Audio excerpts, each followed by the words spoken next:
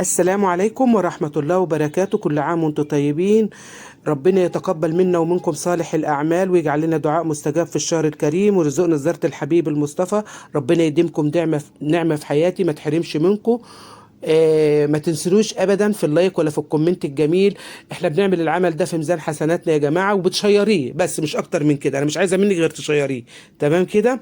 الناس اللي بتسالني خطوات العمره بالترتيب عايزه اعرفها يا ام محمود، هي سهله ولا بسيطه؟ ازاي سهله؟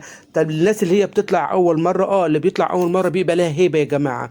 المكان له هيبه، الطلعه دي لها هيبه صراحه للناس اللي طالعه اول مره وخايفه تغلط في المناسك. عادي، كلنا حصل لنا كده. فالناس اللي سالتني، طبعا انت قدامك هنا ده المسعى يا جماعه، السعي بين الصفا والمروه. اللهم بارك، اكتبها لنا جميعا يا رب وتبقى عباده وفي حسن العباده، ويجعل لنا القبول ومحبه الرسول ويجعلها اعوام واعوام كثيره. انا سايبه روحي هناك ورجعت بجسدي في مصر، بس مش اكتر من كده.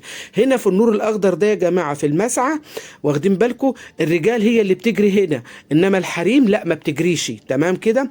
هنرجع بقى تاني. والناس اللي سالتني السؤال وقالوا لي ام محمود، هو انا مش هسرح شعري هناك؟ لا هتسرحي.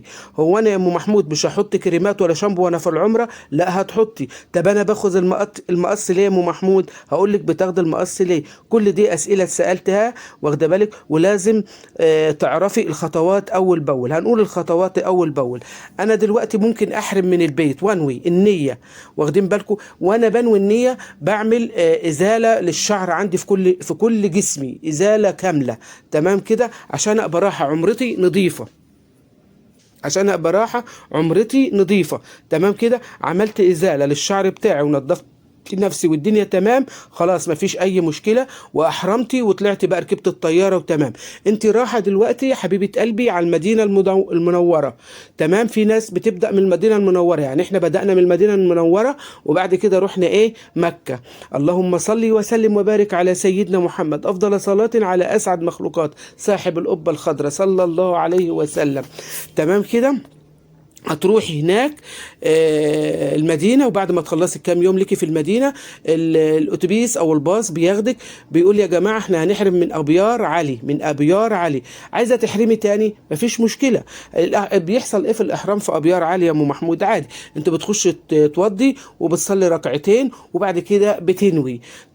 في ناس بتقول لبيك اللهم لبيك، وفي ناس بالدعاء بيتقال فيه لبيك اللهم عمرة عن نفسي فإن حبسني حابس فمحلي حيث حبستني، تمام كده.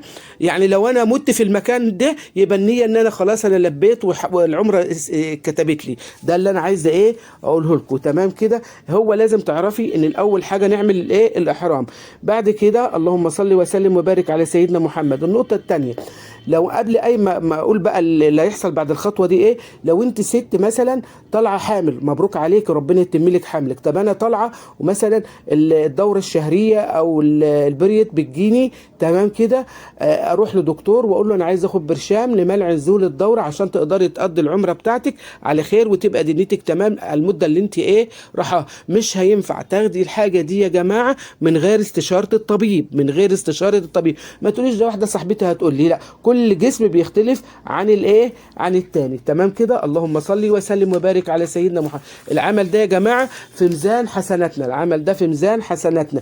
البس عبايه بيضه ولا سمر يا ام محمود؟ نسيت اقول لك، لما بعد ما تحرمي بتروحي الكعبه. اما بتروحي الكعبه بتعملي 7 اشواط.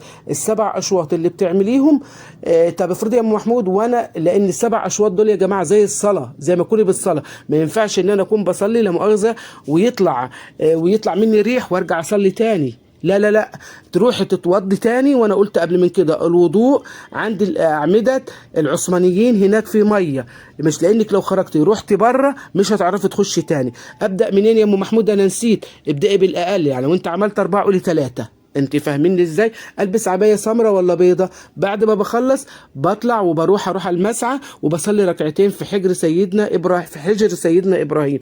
البس عبايه سودا ولا سمراء؟ اللي تعجبك، بيضه او سمراء مش فارقه كتير. واخدين بالكم؟ انت رايحه الاطهر بقاع الارض، رايحه عند الحبيب، رايحين نعمل احلى عمره في احلى عمرنا كل اللي كنا بنتمناه. تمام كده؟ هنا جه دور المقص. تمام كده؟ دور المقص، انت بتاخد المقص وانت في العمره بعد ما خلصتي المسعى وخلصت الصلاه وخلصت كل مناسكك يعني اللي انا عايز اقول لك عليها، هتروحي قصه تطلعي شعرك. طب انا شعري يا ام محمود مثلا مجعد او شعري مش عايز يبان قدام الرجال، في فكره حلوه قوي اتقالت قدامي، اخوات قالوها قدامي، تضفري شعرك قبل ما تروحي تعملي تروح الكعبه، واخده بالك انت زي الاحرام يعني، تروحي ايه، اللهم صل على سيدنا محمد، تروحي مضفراه ومطلعاه واخداه، ولا ده ولا ده، ممكن بعد ما اروح الفندق اتحلل من الاحرام بتاعي. تمام كده؟ اللهم صل على سيدنا محمد وبارك عليه. ليه بنتحلل من الاحرام؟ عشان تقدري تستعملي بقى الكريمات والشامبو ومزيل العرق وانت في الغرفه بتاعتك مش بره. ما ينفعش تستعمل واقي الشمس بس هو اللي ممكن بعد كده استعمله لما انا اتحللت من الاحرام. طب انا عايز اعمل لامي او لاختي عمره زي ما عملت لنفسك نفس المناسك اللي هو الاحرام، بس الاحرام هنا بيجي من مسجد من التنعيم من عند السيده عائشه رضي الله عنها وارضاها، وربنا يتقبل منا ومنكم. ما تنسوناش من صالح الدعاء، اللهم بارك لنا فيما رزقنا.